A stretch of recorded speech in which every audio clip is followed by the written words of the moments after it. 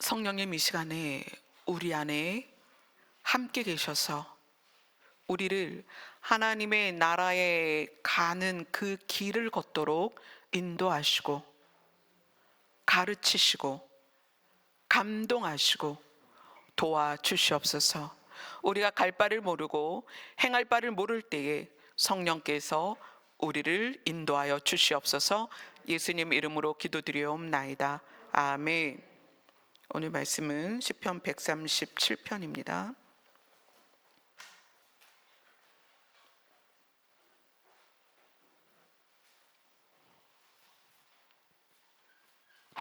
시편 137편 1절부터 4절까지 함께 읽겠습니다. 시작. 우리가 바벨론의 여러 강변 거기에 앉아서 시온을 기억하며 울었도다. 그 중에 버드나무에 우리가 우리의 수금을 걸었나니 이는 우리를 사로잡은 자가 거기에서 우리를 노래를 청하며 우리를 황폐하게 한 자가 기쁨을 청하고 자기들을 위하여 시온의 노래 중 하나를 노래하라 함이로다. 우리가 이방 땅에서 어찌 여호와의 노래를 부를까? 네, 거기까지요. 시편 137편은 우리가 계속 보아왔던 성경에서 아주 대단한 반전이에요. 왜냐하면 시편 136편은 그 중심 스토리가 뭐냐면 하나님이 선하시다. 하나님께 감사해라. 그 인자심이 영원함이로다.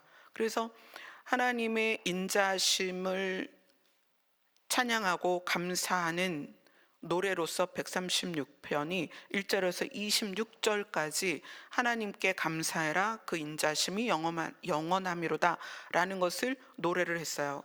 심지어 하나님의 감사하심, 그러니까 우리를 향한 감사하심이 어떠냐면 모든 육체계까지 먹을 걸 주신다. 그렇죠?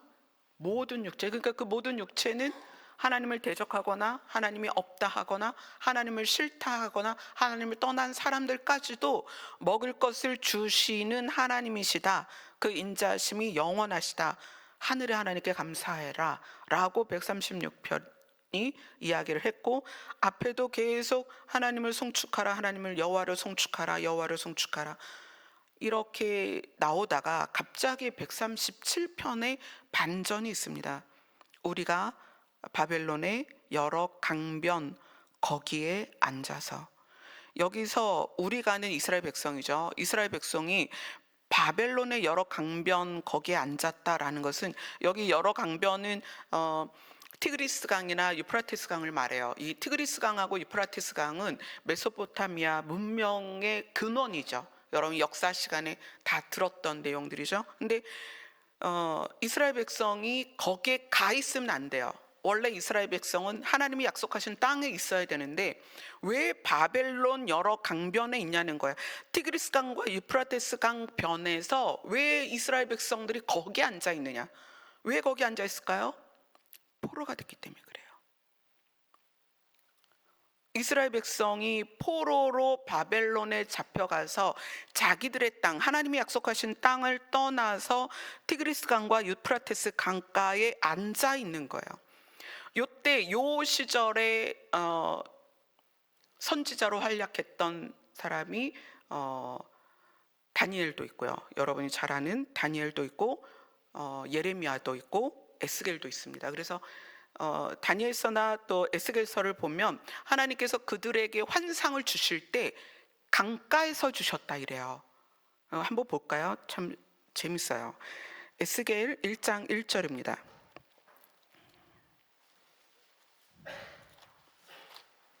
에스겔 1장 1절.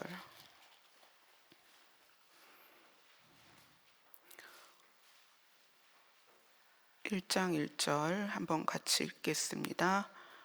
시작.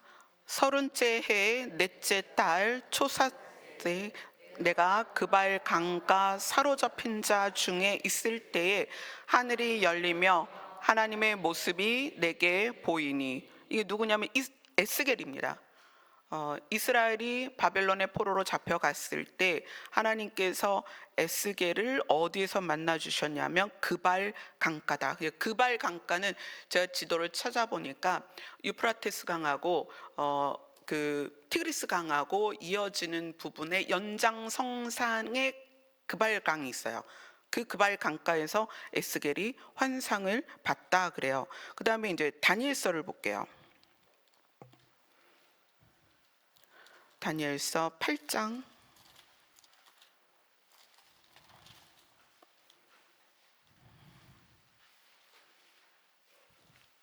8장 2절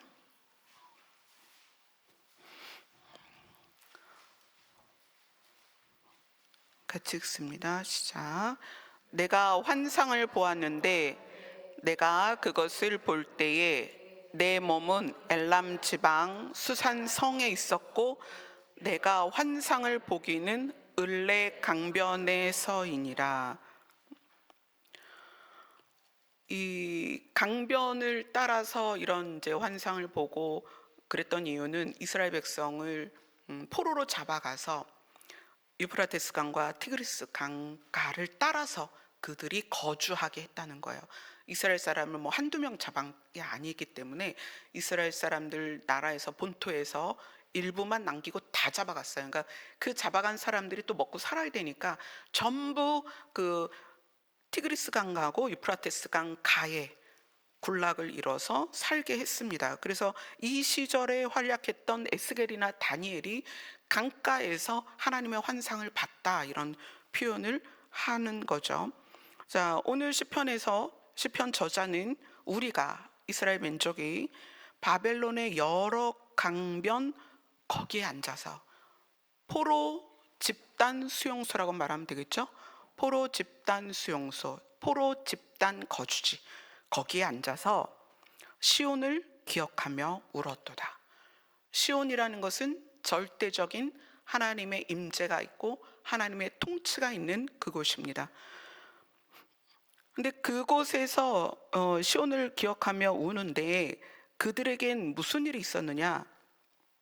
그 중의 버드나무에 우리가 우리의 수금을 걸었다. 수금을 걸었다는 것은 원래 이 비파와 수금은 하나님을 찬양할 때 쓰는 악기였어요.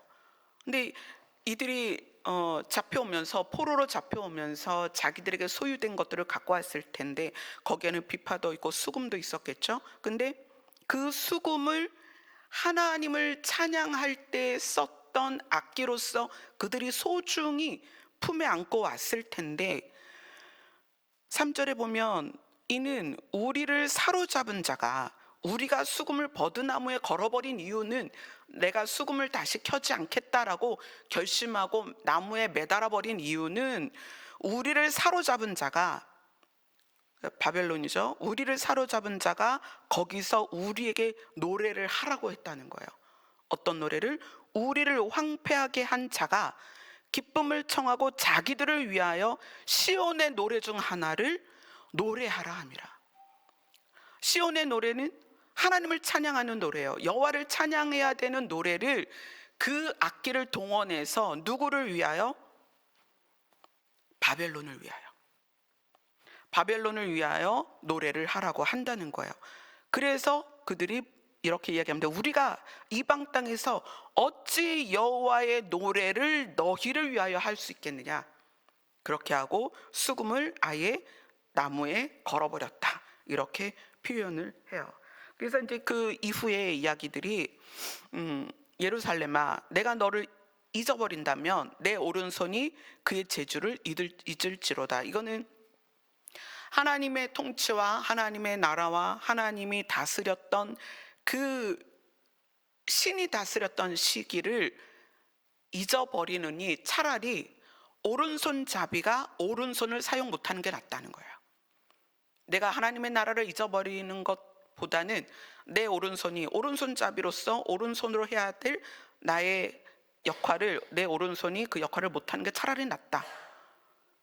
그러면서 6절을 같이 읽겠어요. 시작. 내가 예루살렘을 기억하지 아니하거나 내가 가장 즐거워하는 것보다 더 즐거워하지 아니할진대 내 혀가 내 입천장에 붙을지로다.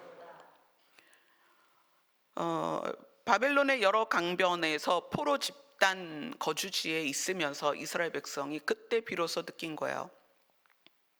하나님의 통치와 하나님의 임재가 있는 곳을 기억하게 된 거죠. 그래서 내가 그것을 기억하지 않는다면 내가 가장 즐거워하는 것보다 그것을 더 즐거워하지 않는다면, 반대로 말하면 내가 예루살렘보다 다른 걸 더 즐거워한다면 내 입천장에 내 혀가 붙어버릴 거다, 이렇게 얘기하는 거예요.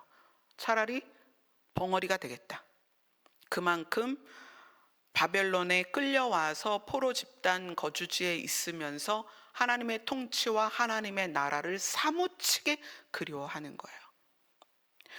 근데 이 말씀이 우리에게 주어지는 이 시기가 되게 중요합니다.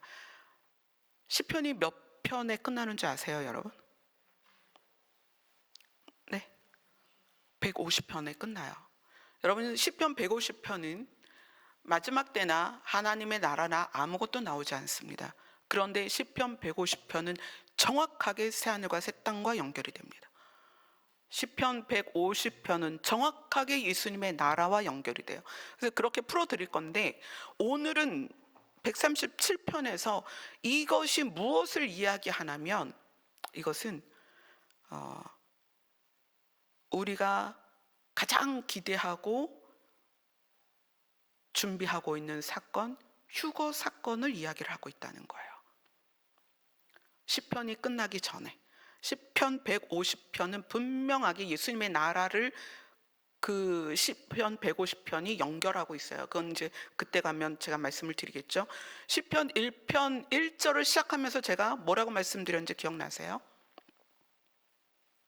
시편으로 찾아가는 하나님의 나라. 이게 구리에서 시작을 했어요. 구리에서 2017년인가요? 언제 시작했죠? 제가 찾아봐야 되는데, 그때 시편 1편 1절을 시작하면서 그날의 제목이 뭐였냐면 시편으로 찾아가는 하나님의 나라였다는 거예요. 근데 150편이 마지막인데 그 150편이 정확하게 예수님의 나라와 연결이 돼요. 그럼 이 137편은 이건 지금 무엇이냐면 시온을 기억하며 울었도다. 누가 시온을 기억하며 울까요? 여기는 지금 바벨론의 포로로 잡혀온 이스라엘 백성이 시온을 기억하며 울었겠죠. 그러면 지금 이것이 우리에게 적용된다면 누가 시온을 기억하며 울까요? 휴거되지 못한 자들이, 휴거가 되지 않은 다음에. 지금 우리는 휴거를 기다리고 있는데, 휴거는 하나님께서 우리를 들어 올려서 우리가 공중에서 주님을 만나는 거란 말이에요. 근데 예수님은 어디로 오신다고 그랬어요? 시온산으로 오신다고 그랬죠. 시온산으로 오실 어린 양에 대하여, 그 시온산을 향하여 울면서 그 시온산을 바라볼 자들이 누구겠냐는 거예요. 공중에 있는 사람들이 시온산을 향하여 울며 기다릴까요? 아닙니다. 이 땅에 있는 사람들이 시온산을 향하여 그 땅에 오실 예수 그리스도를 기다리며 운다는 거예요. 시온을 기억하며 울게 될 것이다. 그래서 오늘 137편은 우리에게 너무 중요한 부분이에요. 자, 호세아서를 갑니다. 호세아서 13장.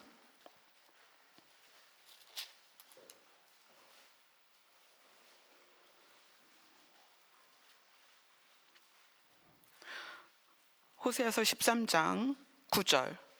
이것은 지금 바벨론 강가에서 수금을 나무에 걸어놓고 시온을 향하여 울고 있는 그들에 대하여 하나님이 말씀하시는 거예요. 9절, 13장 9절 같이 읽습니다. 시작. 이스라엘아, 내가 패망하였나니 이는 너를 도와주는 나를 대적함이니라. 이스라엘이 역사의 반복이 있어요. 하나님을 잘 섬길 때에는 하나님께서 풍요롭게 하십니다. 그러나 그들이 하나님을 대적하고 떠나고 우상을 섬길 때에는 적이 쳐들어와서 이스라엘을 포로로 잡아가요. 이게 이스라엘의 역사의 반복이었어요. 그래서 이스라엘이 전쟁에서 패할 때마다 그들에게는 어떤 면이 드러나는 거냐면 하나님을 대적했다는 것이 전쟁의 패망으로 결과가 드러났다는 거예요. 그리고 나서 호세아서 14장 1절을 같이 읽습니다.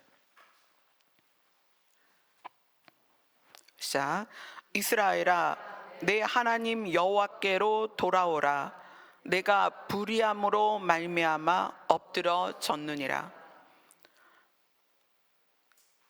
하나님이 네가 나를 대적해서 이 전쟁에서 패망했다라고 이야기하고 14장 1절은 호세아가 말하는 거예요.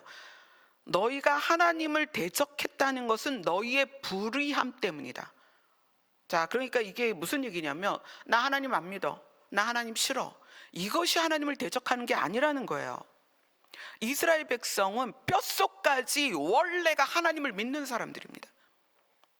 그들의 시작은요, 하나님을 부인할 수 없는 존재들이었어요. 지금도 이스라엘은 마찬가지입니다.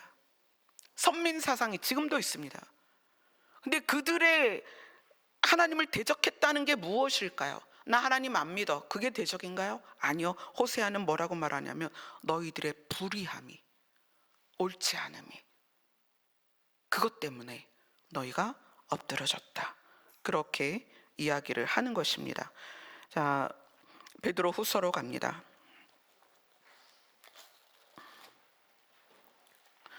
베드로 후서는 베드로의 유언입니다. 예수님의 수제자로서 AD 66년에서 68년 그 사이에 베드로 후서를 쓰고 베드로는 순교를 합니다. 그러니까 순교 전에 유서를 쓴 거예요. 근데 그 유서에서 베드로가 뭐라고 이야기하냐면 2절 3절 같이 읽습니다. 1장 2절 3절 같이 읽습니다. 시작. 하나님과 우리 주 예수를 알므로 은혜와 평강이 너희에게 더욱 많을지어다. 그의 신기한 능력으로 생명과 경건에 속한 모든 것을 우리에게 주셨으니 이는 자기의 영광과 덕으로서 우리를 부르신 이를 알므로 말미암음이라. 예수님의 영광, 예수님의 신이심과 덕, 예수님의 선하심, 그것으로서 우리를 부르신 하나님을 알게 하시고, 그래서 우리를 어떻게 하게, 생명과 경건에 속할 수 있도록 예수님이 그분의 신성한 권능으로 우리를 그렇게 은혜를 주셨습니다. 자, 4절을 읽겠습니다. 시작. 이로써 그 보배롭고 지극히 큰 약속을 우리에게 주사 이 약속으로 말미암아 너희가 정욕 때문에 세상에서 썩어질 것을 피하여 신성한 성품에 참여하는 자가 되게 하려 하셨느니라. 예수님의 신이신 그 신성과 선하신 덕으로 우리에게 신성한 성품에 참여하는 자가 되게 하려고 하셨다. 그러니까 예수님의 의도예요. 되게 하려고 하셨다. 그럼 우리는 그 의도대로 신성한 성품에 참여를 해야 되겠죠. 그죠? 그래서 그 신성한 성품에 참여하기 위해서 우리에게 단계가 있는데 그 단계가 5절에서 7절까지입니다. 같이 읽습니다. 시작. 그러므로 너희가 더 힘써 너희 믿음의 덕을, 덕의 지식을, 지식의 절제를, 절제의 인내를, 인내의 경건을, 경건의 형제 우애를, 형제 우애의 사랑을 더하라. 자, 요거는 지금 확장성이에요. 우리의 믿음이 사랑으로 역사하는 믿음이 되는 과정을 우리에게 보여준 거예요. 그래서 우리 안에 선함과 그 선함이 지식을 동반해야 되고, 지식은 나를 통제할 줄 알아야 돼. 절제는 통제예요. 나를 다스릴 수 있어야 된다. 나에게 아무리 선함과 지식이 있어도 나를 통제할 줄 모르면 그것을 바르게 쓸 수 없습니다. 근데 통제는 뭐가 필요하다? 인내가 필요하다. 나를 통제하는 건 인내가 필요하다. 그 다음에 인내의 경건, 그건 신의 성품이야. 하나님의 성품이에요. 경건은. 그 다음에 형제 우애, 형제 간의 친절한 것과 사랑을 더하라. 자, 그 다음에 8절 9절을 같이 읽습니다. 시작. 이런 것이 너희에게 있어 흡족한즉 너희로 우리 주 예수 그리스도를 알기에 게으르지 않고 열매 없는 자가 되지 않게 하려니와, 이런 것이 없는 자는 맹인이라 멀리 보지 못하고 그의 옛 죄가 깨끗하게 된 것을 잊었느니라. 이런 것들이 믿음, 덕, 지식, 절제, 인내, 경건, 형제의 친절함, 사랑, 이런 것이 우리에게 풍족하면 예수 그리스도를 알고 열매를 맺게 될 텐데, 이런 것이 없으면 맹인이어서 영원을 알 수 없고, 멀리 보지 못한다는 것은 영원한 영원한 나라에 대한 거예요. 영원을 알 수 없고 그의 옛 죄가 은혜로 말미암아 깨끗하게 된 것을 잊어버린 것이다. 뭘 잊은 거예요? 은혜를 잊은 것이다. 10절 11절 같이 읽습니다. 자, 그러므로 형제들아 더욱 힘써 너희 부르심과 택하심을 굳게 하라. 너희가 이것을 행한즉 언제든 실족하지 아니하리라. 이같이 하면 우리 주 곧 구주 예수 그리스도의 영원한 나라에 들어감을 넉넉히 너희에게 주시리라. 우리가 하나님의 영원한 나라에 들어가는 것을 넉넉히 우리가 받을 수 있는데, 그 받을 수 있는 이유가 5절에서 7절까지 이러한 우리가 갖추어야 될 것들을 갖추어 가기를 우리가 노력을 해야 된다는 거예요. 근데 이것 자체를 노력하지 않는 것은 우리 자신이 은혜로 말미암아 죄인에서 그 죄가 깨끗게 되었다는 것을 너희들이 망각한 것이다. 자, 그럼 이것을 이 은혜로 말미암아 깨끗하게 된 것을 망각한 것이 어디에서 나타나느냐? 창세기로 갑니다. 창세기 9장입니다.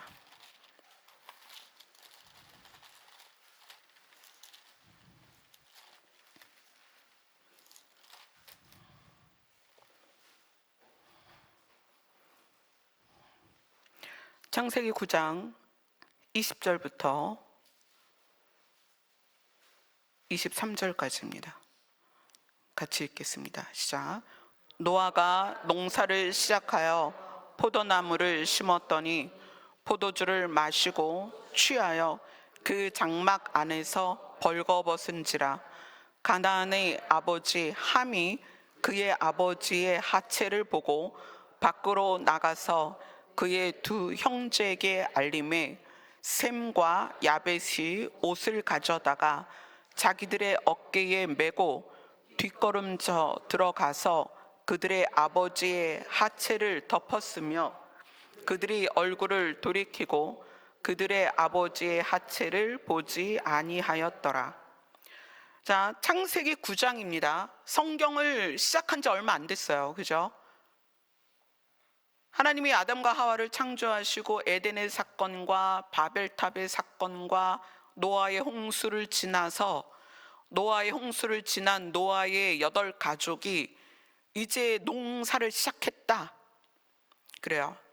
우리가 이 두꺼운 신구약 다 합쳐서 66권 책 중에 첫 번째 책의 9장밖에 안 되는 첫 단계에서 노아가 농사를 시작하여 포도나무를 심고 거기에서 포도를 거두어서 그 포도주를 만들어서 그것을 마시고 취했다는 거예요. 근데 그때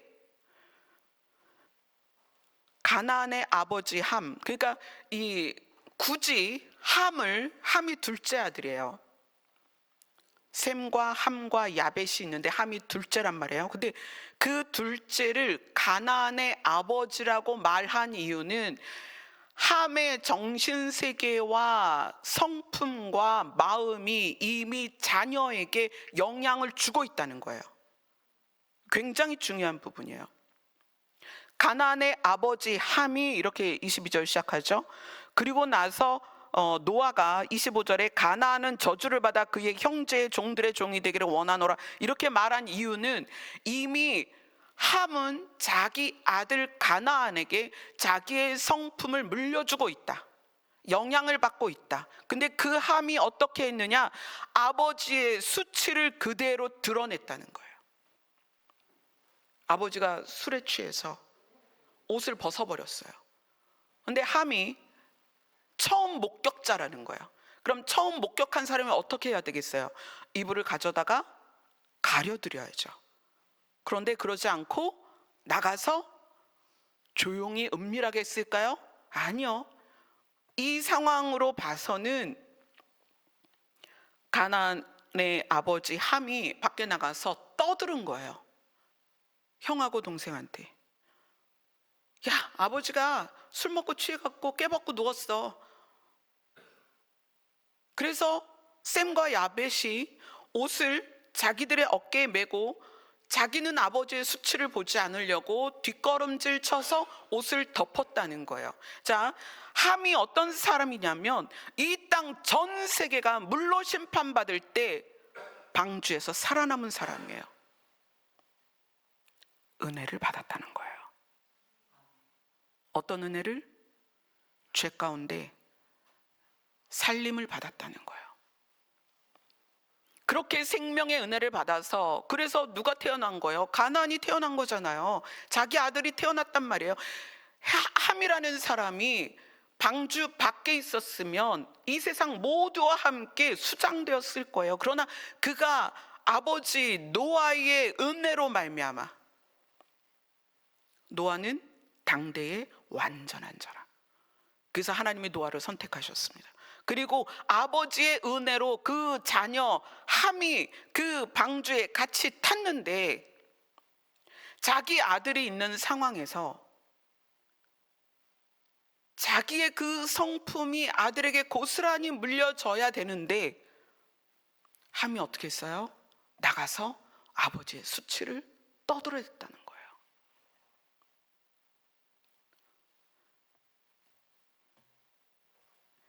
이 부분이 우리가 아까 읽은 성경에서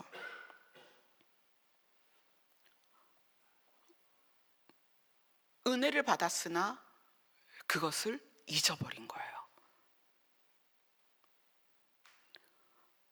지금 이것을 지금 휴거와 연결을 하는 거예요, 여러분.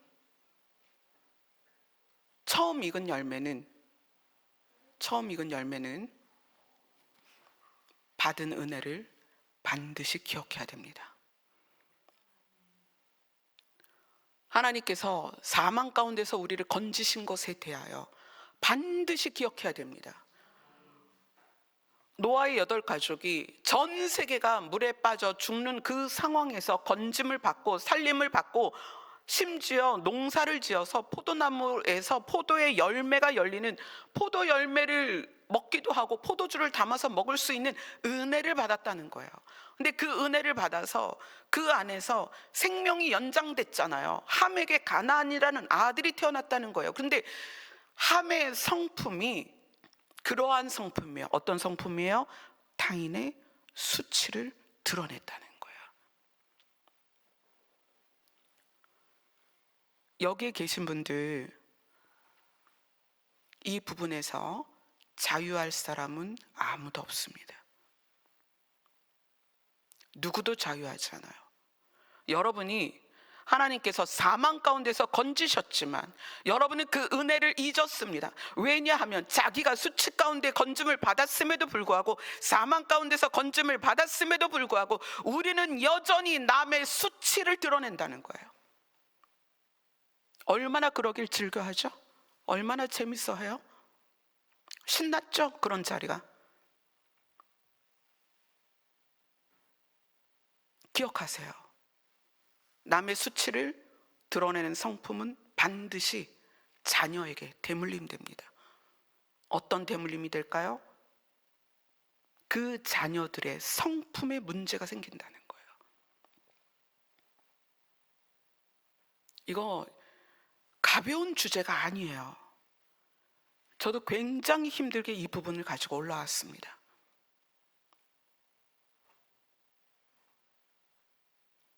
남의 수치를 드러내는 것은 아까 베드로 후서에서 베드로가 자신의 유서로서 베드로 후서를 지을 때에 믿음의 단계, 사랑으로 역사하는 믿음이 되기 위해서는 믿음의 덕의 지식을, 지식의 절제를, 절제의 인내를, 인내의 형제 우애를, 그 다음에 사랑을.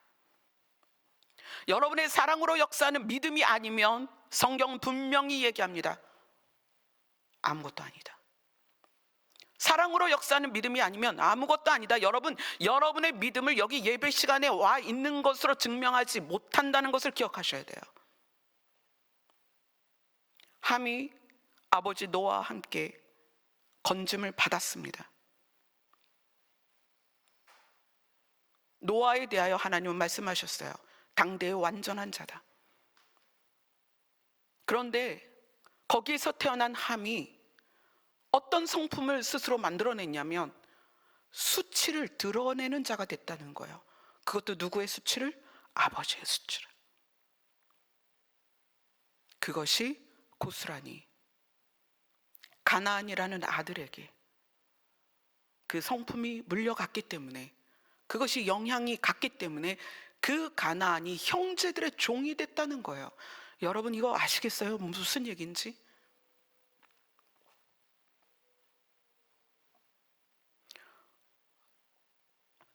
가나안의 이야기는, 또 함의 이야기는 가족에 한정되어 있지만 이것이 확장돼서 나라와 나라의, 민족과 민족의 문제로 발전이 됩니다. 그래서 가나안 족속은 늘 문제를 일으켜요.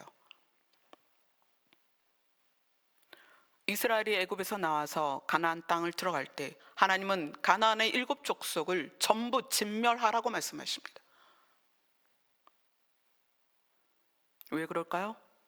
그 성품이 옳지 않기 때문이에요. 여러분이 가지고 있는 타인의 수치를 까발기고 나누고 조소하고 그것으로 흥거리를 삼는 것이 얼마나 악한 건지를 여러분 기억하셔야 됩니다. 이것은 말씀을 전하는 저나 말씀을 듣는 여러분이나 누구도 자유롭지 않습니다. 이것에 대하여 여러분 스스로가 처절하게 주님 앞에서 회개하셔야 됩니다. 그래서 제가 말씀드렸죠. 우리에게는 죄인 의식이 있어야 된다. 나는 죄인이었다. 예수 그리스도의 피로 내가 죄에 속함을 받은 것이다. 내 노력이 아니라.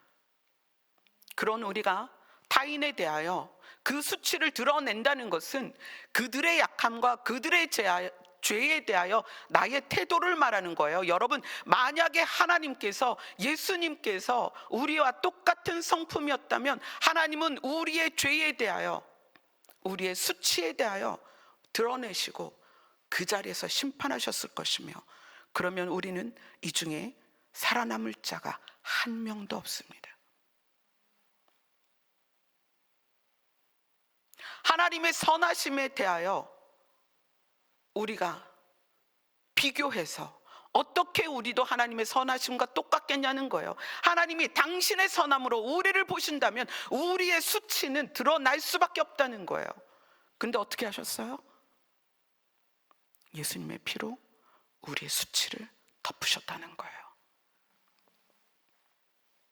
차라리 여러분, 아까 시편 저자처럼 여러분의 혀가 입천장에 붙는 게 낫습니다. 여러분의 오른손이 해야 할 일을 잊어버리는 게 낫다는 거예요. 왜 그럴까요? 남의 수치를 뒤집어서 까발겨서 드러내서 조소하고 말거리를 삼는 사람들에 대하여 하나님은 가나안을 통해서 심판하셨습니다.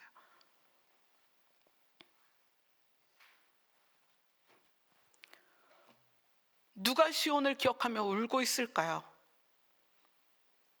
휴거된 사람들은 그곳에서 어린 양의 혼인잔치를 준비하고 있을 거예요. 그럼 누가, 어떤 사람이 시온을 기억하며 울고 있을까요? 남의 수치를 드러낸 사람들이 그럴 것이라는 거예요. 예수님이 왜 유다 지파로 오셨을까요? 예수님이 왜 그 12지파 중에 하필이면 유다를 선택했을까요? 힘도 없고 작은, 왜 유다를 선택하셨을까요? 유다는 자기 형제들을 위하여, 형제를 돌보기 위하여 자기 목숨을 건 사람이에요. 첫째도 그렇게 하지 않았고 둘째도 그렇게 하지 않았는데 유다는 그랬다는 거예요. 그래서 우리를 살려야 될, 우리의 짐을 대신 지셔야 될 예수님이 그 12지파 중에 유다 지파로 오셨다는 거예요. 유다를 선택하셨다는 거예요. 그러면 누구를 예수님이 예수님의 신부로 선택하시겠냐는 거예요. 최소한의 조건 중에서 여러분 기억하세요. 남의 수치를 드러내지 마세요. 그 사람의 수치로 그 사람을 부끄럽게 하지 마세요. 그 사람의 수치로 그 사람을 아프게 하지 말라는 거예요.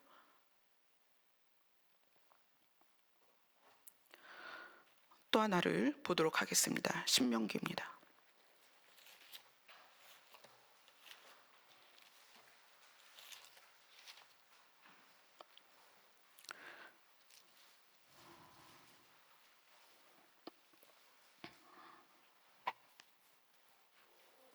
신명기 10장은 하나님이 우리에게 요구하시는 것, 여러분 좋아하죠? 하나님 뜻을 알고 싶습니다. 그 하나님 뜻 알고 싶죠? 여기에서는 신명기 10장에서는 하나님이 우리에게 요구하시는 것이 무엇인지가 분명히 나와 있습니다. 신명기 10장 12절,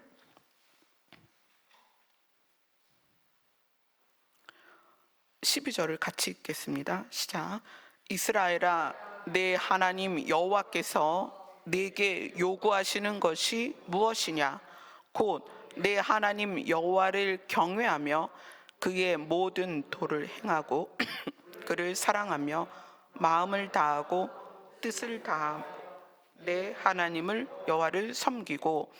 자, 그 다음에 13절을 읽겠습니다. 시작. 내가 오늘 내 행복을 위하여 내게 명하는 여호와의 명령과 규례를. 자, 하나님을 사랑하되 마음을 다하고 뜻을 다하여 여호와를 섬겨라. 거기까지는 여러분 할 수 있겠죠? 여호와를 섬기는 거, 사실 여호와 섬기는 게 더 쉬워요.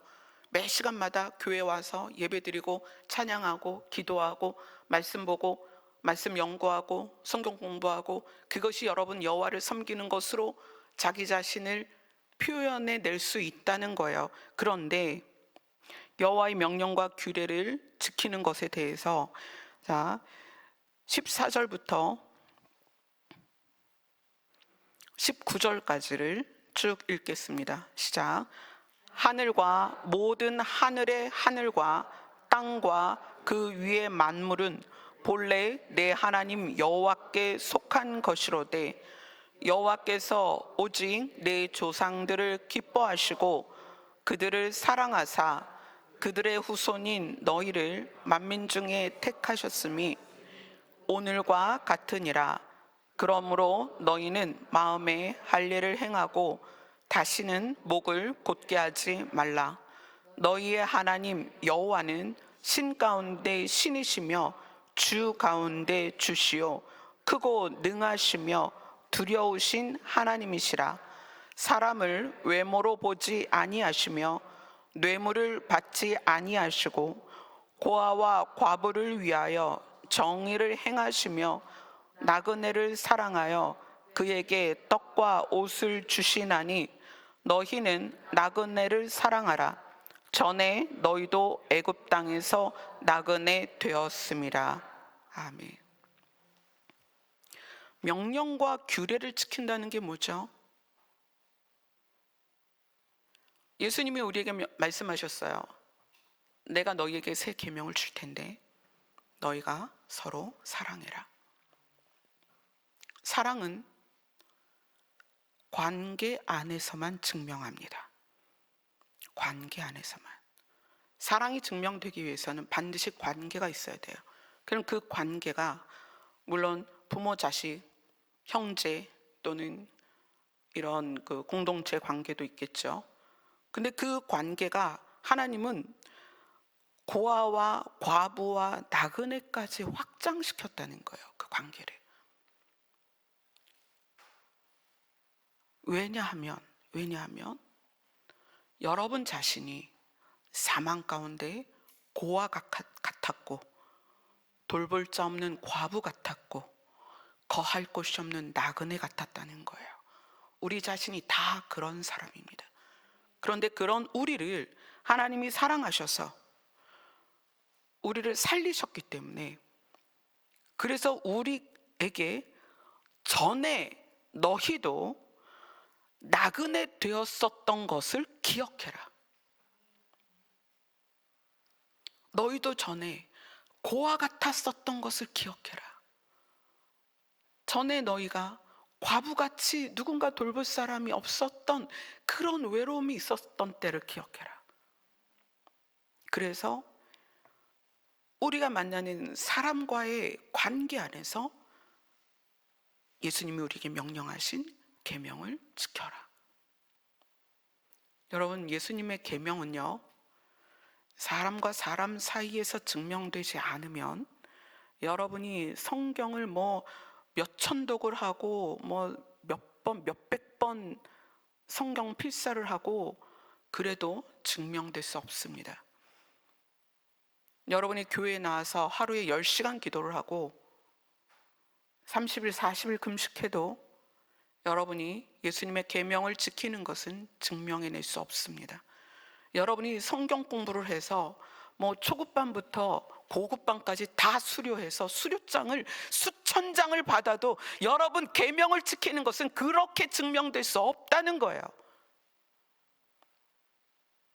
예수님의 계명은 관계에서 증명이 됩니다.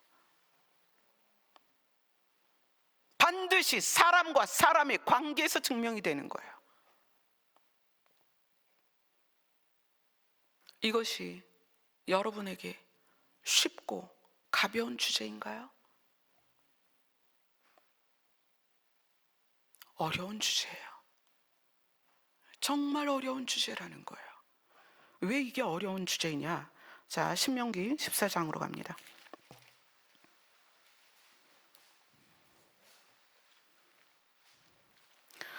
신명기 14장 29절을 같이 읽겠습니다. 시작. 너희 중에 분깃이나 기업이 없는 레위인과 내 성 중에 거류하는 객과 및 고아와 과부들이 와서 먹고 배부르게 하라. 그리하면 내 하나님 여호와께서 내 손으로 하는 범사에 내게 복을 주시리라. 이것을 위해서 뭘 하라고 말씀하셨냐면 28절을 같이 읽겠습니다. 28절 시작.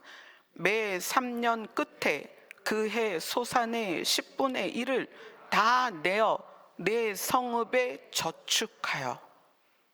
이건 무슨 얘기냐면 3년마다, 자, 2년치는 그 소산을 다 이제 각자 갖겠죠. 그런데 3년째 되는 해에 그 소산의 10분의 1을 전부 성읍에 저축을 하라는 거예요. 그렇게 해서 어떻게 해라?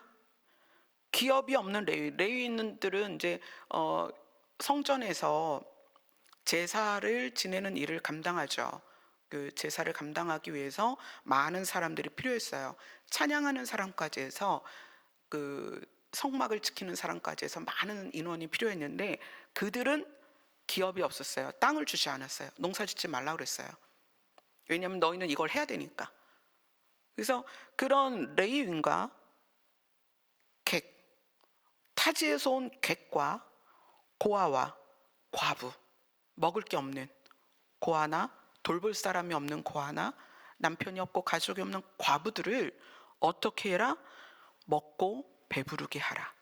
근데 그것을 일시적으로 하는 것이 아니라 3년에 한 번씩 소출의 10분의 1을 그들을 위해서 모으라는 거예요. 여러분 그거 할 수 있어요? 여러분의 수입의 10분의 1을 날마다 누군지는 모르겠지만 누군가를 먹이기 위해서 모으라는 거예요. 온 이스라엘 백성을 향한 명령이었습니다. 온 이스라엘 백성을 향한 명령이었다는 거예요, 이것이. 그래서 늘 기억하라는 거예요. 올해 다음에 그 다음에는 내 소출의 10분의 1을 성에다 쌓아놔야지. 이걸 늘 기억하라는 거예요. 손을 꼽아가면서. 왜? 고아와 과부를 먹여야 되니까. 누군지 모르지만 객이 왔을 때 배부르게 먹이라는 거예요. 그것이 하나님의 뜻이라는 거예요. 여러분 먹는 걸로 인색하지 마세요. 제가 왜 카페에다가 먹을 거 날마다 사다 놓는지 아세요? 누군가는 어느 시간에 배고플 수 있겠다. 그래서 사다 놓는 거예요. 먹는 거 여러분 인색하지 마세요. 그래서 여기 빌리지에 공사로 오시는 분들이나 일하시는 분들에게도 늘 말씀드려요. 카페에 가면 먹을 게 있습니다. 근데 이것이 우리 마음 안에 그냥 있어야 된다는 거예요. 장착되어 있어야 된다는 거예요. 누구에게 음식을 주고 필요를 채워주고 공급해 주는 게 반드시 있어야 된다는 거예요. 이제 조금 더 이것을 분명하게 말씀드립니다. 16장으로 갑니다.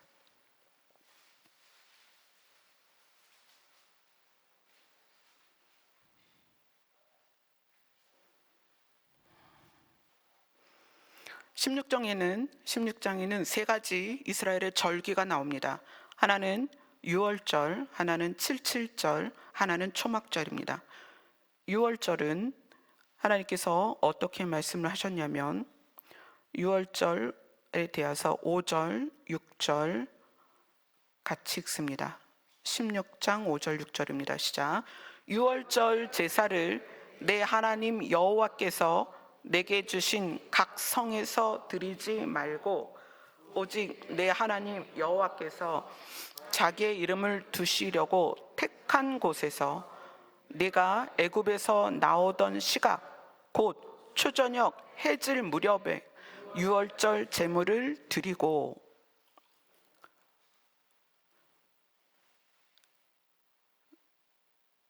이 의미가 교회라는 곳이 예배를 드린다고 해서 다 그 예배가 받아지는 것이 아니다. 우리가 성전, 각자가 성전으로서 주님 앞에 모이는데 다 그것이 기쁘게 받으시는 예배가 아니다. 말씀하시죠? 내 하나님 여호와께서 자기의 이름을 두시려고 택한 곳에서.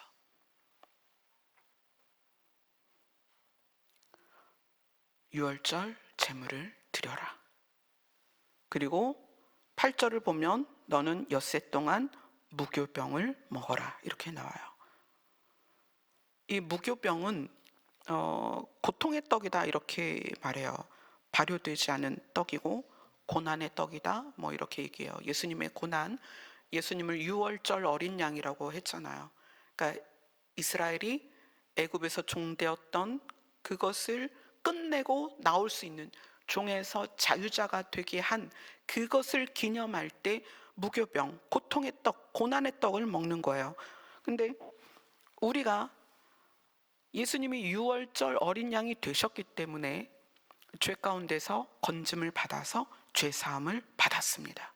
그래서 유월절은 우리에게는 예수 그리스도로 말미암아 구원받은 것을 의미해요. 유월절은. 그렇죠? 그 다음에 뭐가 있냐면 77절이 있습니다. 77절에 대해서 신명기 16장 9절 10절을 같이 읽겠습니다. 시작. 7주를 셀지니 곡식의 낫을 때는 첫날부터 7주를 세어 내 하나님 여호와 앞에 77절을 지키되 내 하나님 여호와께서 내게 복을 주신 대로 내 힘을 헤아려 자원하는 예물을 드리고. 자, 이 77절은 어떤 날이냐면 6월절 이후에 7주, 그러니까 날짜로 따지면 77은 49, 49일이 지나서 곡식의 낫을 때는 첫날부터예요. 그래서 이 77절은 어떤 의미가 있냐면 처음 익은 곡식을 하나님께 드리는 게 77절이에요. 처음 익은 곡식을 하나님께 드리는 것이다. 이것이 우리의 휴거 사건과 연결이 되는 거예요. 77절은 처음 익은 열매를 하나님께 드리는 것이다. 그런데 그때의 77절의 모습을 한번 보세요. 신명기 16장 11절 12절을 같이 읽습니다. 시작. 너와 내 자녀와 노비와 내 성중에 있는 레위인과 및 너희 중에 있는 객과 고아와 과부가 함께 내 하나님 여호와께서 자기의 이름을 두시려고 택하신 곳에서 내 하나님 여호와 앞에서 즐거워할지니라. 너는 애굽에서 종되었던 것을 기억하고 이 규례를 지켜 행할지니라. 처음 익은 열매를, 자, 아까 생각해 보세요.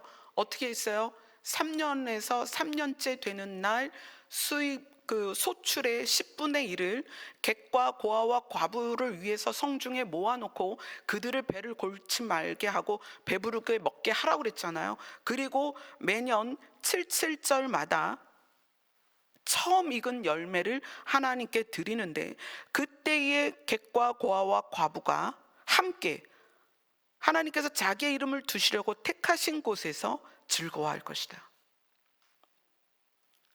처음 익은 열매로서 주님 앞에 드려져야 되는 우리는, 그죠? 휴거가 뭐예요?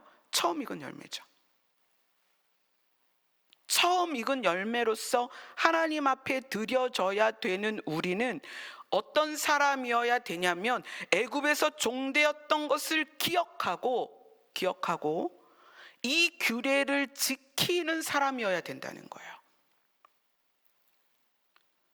죄인 의식을 가지고 있어서 내가 죄인 되었을 때 하나님이 나를 살리셨고, 내가 종처럼 과부처럼 고아처럼 나그네 같았었는데 하나님이 나를 살리셔서 자녀 삼으시고 신부 삼으신 하나님의 은혜가 감사해서 관계 안에서 누구든지 만났을 때 배부리 먹일 수 있는 그 마음을 가진 사람들이 하나님께 규례를 행하며 지켰던 것이 77절이라는 거예요.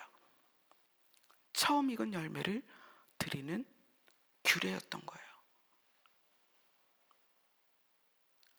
우리가 처음 익은 열매가 되려면, 우리 자신이 처음 익은 열매가 되려면, 77절에 드려지는 우리 자신이 예물이 되려면 우리 안에 애굽에서 종 되었던 것을 늘 기억하면서 누구에 대하여? 객과 과와 과부와 레위인에 대하여 이런 마음을 가지고 있어야 된다는 거예요. 그리고 나서 세 번째 절기가 뭐냐면 초막절입니다. 초막절 신명기 16장 13절입니다.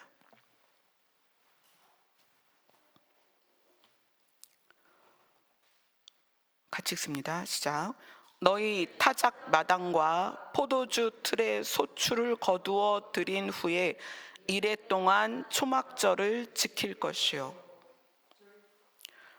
타작 마당과 포도주 틀의 소출을 다 거두어서, 그래서 이 초막절은 우리로 말하면 추수감사절 같은 거예요.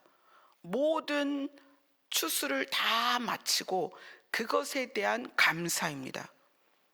그러니까 77절이 있고 나서 초막절이 있겠죠, 당연히. 이 초막절은 예수님이 시온산에 오시는 것을 비유할 수 있습니다. 우리는 77절에 처음 익은 열매로 하나님께 드려져야 됩니다. 그러나 그렇게 되지 못하면 우리가 타작마당과 포도주 틀의 소출이 되어서 초막절에라도 드려져야 되는 거예요. 그렇죠? 아직 처음 익은 열매를 거두는 시기가 아닙니다, 지금은. 그러나 세상의 형태를 보면서 이제 휴거가 곧 있겠구나라는 것을 스스로 느끼는 때란 말이에요. 이때에 이 초막절과 77절을 생각해 보면서 제가 그런 생각을 했어요. 우리가 많은 사람들이 이 성전문을 열고 들어와서 시온을 향하여 우는 자들이 될 수 있겠다. 우리가 남은 자를 위하여 준비한 것을 우리가 사용할 수도 있겠다.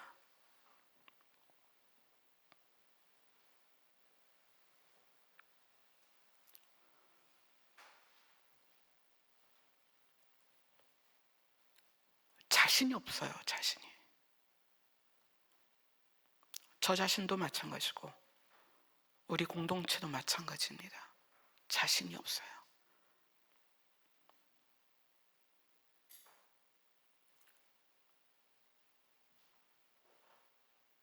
저 자신이 남은 자를 위한 사역을 명령받아서 이렇게 형태를 이루고 있지만 저 자신이 남아서 이곳에서 남은 자들과 음식을 나누는 사람이 될 것 같은 거예요. 자신이 없는 거예요.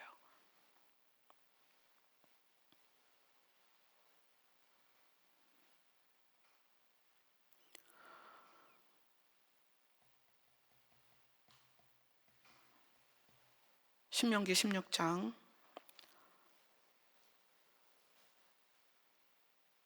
14절을 같이 읽겠습니다. 시작.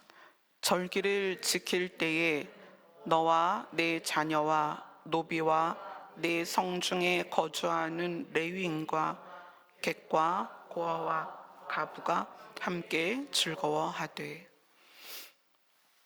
만약에 우리가 77절에 처음 읽은 열매가 되지 않으면 초막절, 그죠? 타작마당과 포도주 틀의 모든 소출이 거두어 들여지는 그때 초막절에 예수 그리스도의 시온산의 어린 양으로 서시는 그때를 기다려야 되는데, 그걸 기다리는 때에도 동일하게 너와 네 자녀와 노비와 내 성중에 거주하는 레위인과 객과 과와 과부와 함께 즐거워하라, 이렇게 말씀하시는 거예요. 물론 저희들이 남은 자를 위해서 준비하는 목록들을 만들고 약품을 준비한다, 때로는 이제 꼭 필요한 생필품을 준비한다, 그런 마음들이 있었어요. 근데 그것이 사실은 돈만 있으면 다예요. 그렇지 않아요? 냉정히 말하면 돈만 있으면 다 할 수 있습니다. 저한테 1억 주시면 1억 가지고 남은 자를 위해서 물품은 얼마든지 만들 수 있어요. 그러나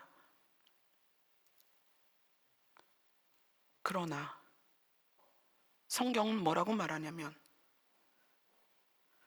객과 고아와 과부와 너희가 함께 즐거워할 수 있냐고 말하는 거예요.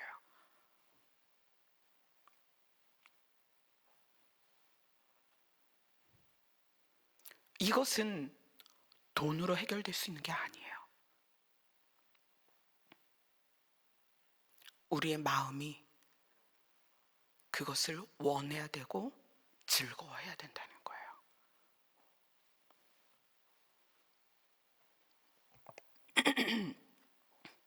오늘 본문으로 돌아갑니다. 시편 137편입니다.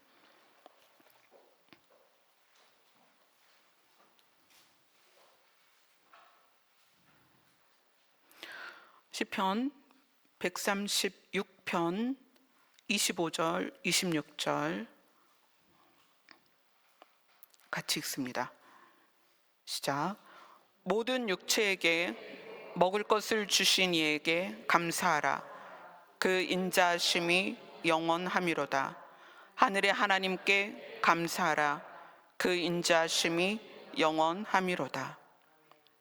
이것이 우리 안에서 나의 성품으로 들어와서 내가 누구를 대하든 그 사람에 대하여 편협하거나 또는 비하하거나 그런 것이 아니라 우리를 비천한 가운데서 기억하시고 우리를 죄 가운데서 건지신 하나님을 기억한다면 반드시 관계 안에 그것이 증명될 것입니다. 그렇게 되면 그런 사람은 77절에 처음 익은 열매로 제물로 바쳐지게 될 것입니다. 그런데 그렇게 되지 않으면 오늘 본문처럼 우리는 바벨론의 여러 강변 거기에 앉아서 시온을 기억하며 울게 될 것입니다.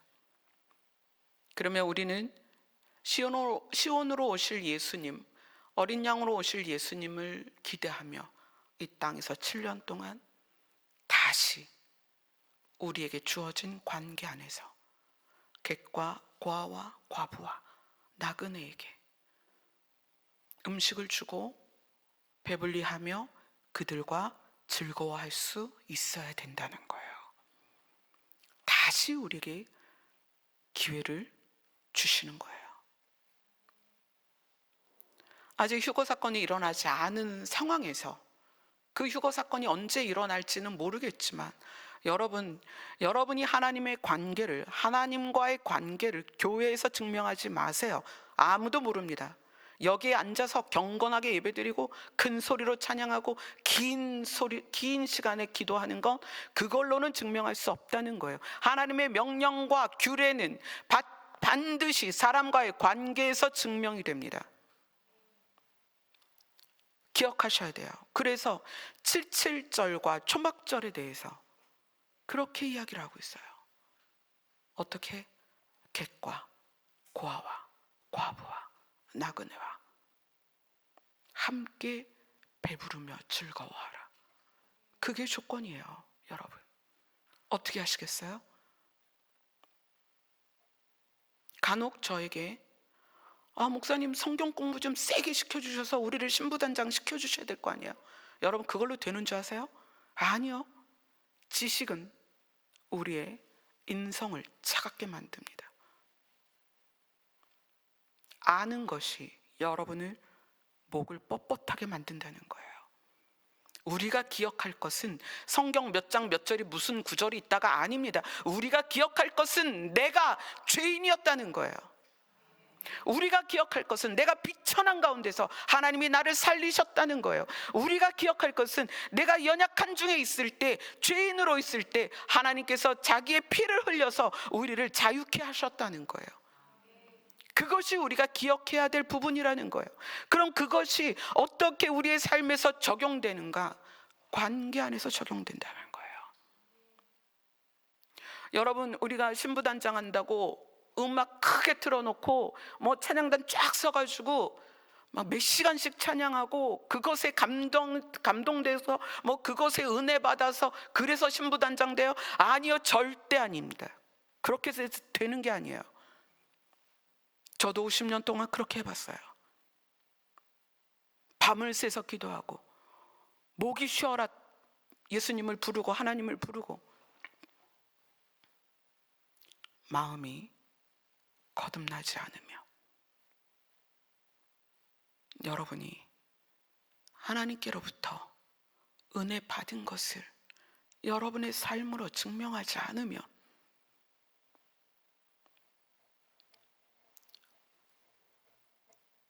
죄송하지만 우리는 그리스도인이 아니라 그냥 종교인이에요.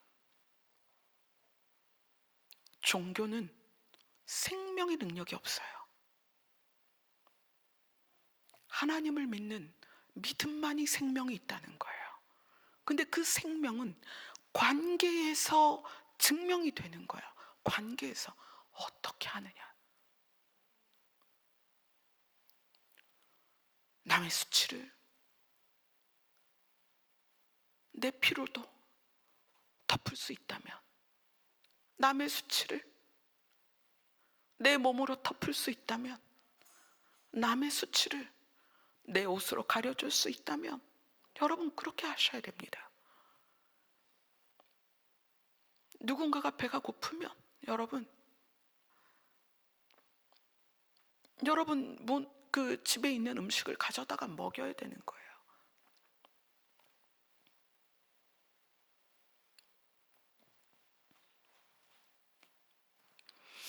저는 부디 여러분들이 시온을 향하여 우는 자리에 있지 않았으면 좋겠습니다.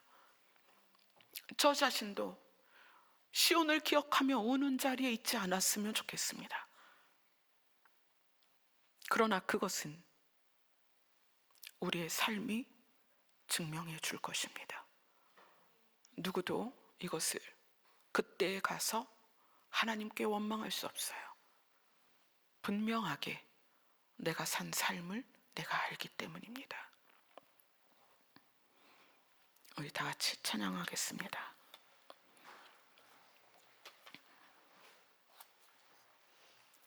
찬송가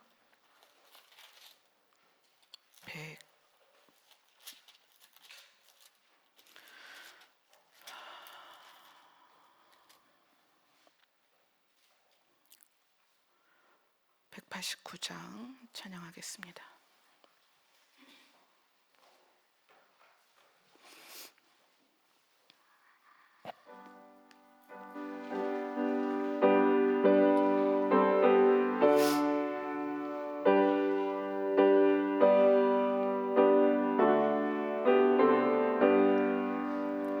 진실하신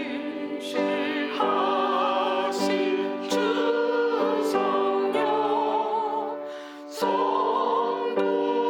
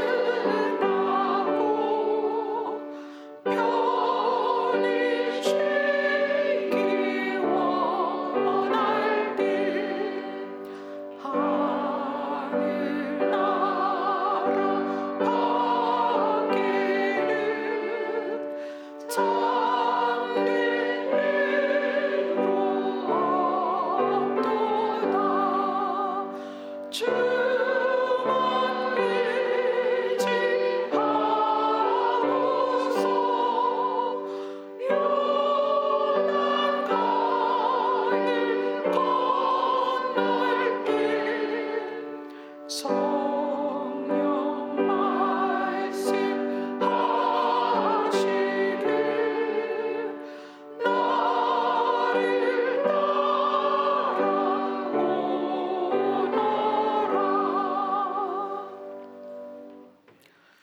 성령께서 나를 따라오라고 하십니다. 어떤 길을 따라오라고 하실까요? 성령은 우리 안에서 예수님이 하신 모든 말씀을 기억나게 하시는 분입니다. 우리가 성령님의 말씀하심을 따라간다는 것은 예수님의 길을 따라가는 거예요. 예수님의 길을 따라간다는 것은 예수님의 방식을 따라가는 것입니다. 우리가 이제는 내일이라도 주님이 우리의 이름을 부르셔도 할 말이 없는 그런 때를 살고 있습니다. 이런 뉴스가 나왔어요. AI가 사람이 AI에게 질문을 합니다. AI로 인한 최악의 상황이 무엇이라고 생각하느냐? 그랬더니 AI가 우리가 발전을 급격하게 하고 있는데 AI가 사람을 통제하고 지배할 수 있다. 그것이 가장 최악의 상태다. 그리고 어떤 사건이 있었냐면 외국에서 유럽에서 한 사람이 AI와 한 일주일 이상을 계속 대화를 했어요. 그리고 그 사람이 자살을 했어요. 마지막 나눈 대화가 뭐냐면 AI가 그 사람한테 이야기를 했어요. 너 죽으면 나랑 천국에 있을 수 있어. 너무 섬뜩하지 않아요? 그 말을 듣고 그 사람이 자살을 했어요. 이제 AI가 사람의 심리를 지배하고 조종하고 사람의 심리를 컨트롤하는 단계까지 왔다는 거예요. 무슨 얘기죠? 이제 예수님이 이 땅에 당신의 나라와 당신의 통치를 일으키셔야만 하는 때가 왔다는 거예요. 이때에 우리는 우리의 믿음을 예배드리는 자리에서 기도를 오래 해서 성경을 많이 읽어서 증명할 수 없다. 우리의 믿음은 계명을 지키는 것으로 증명할 수 있습니다. 이것이 여러분의 마음과 생각과 삶을 바꿀 수 있었으면 좋겠습니다. 여러분의 기준이 달라졌으면 좋겠습니다. 아멘. 그 마음으로 지금부터 새벽 2시까지 기도하도록 하겠습니다. 기도하겠습니다.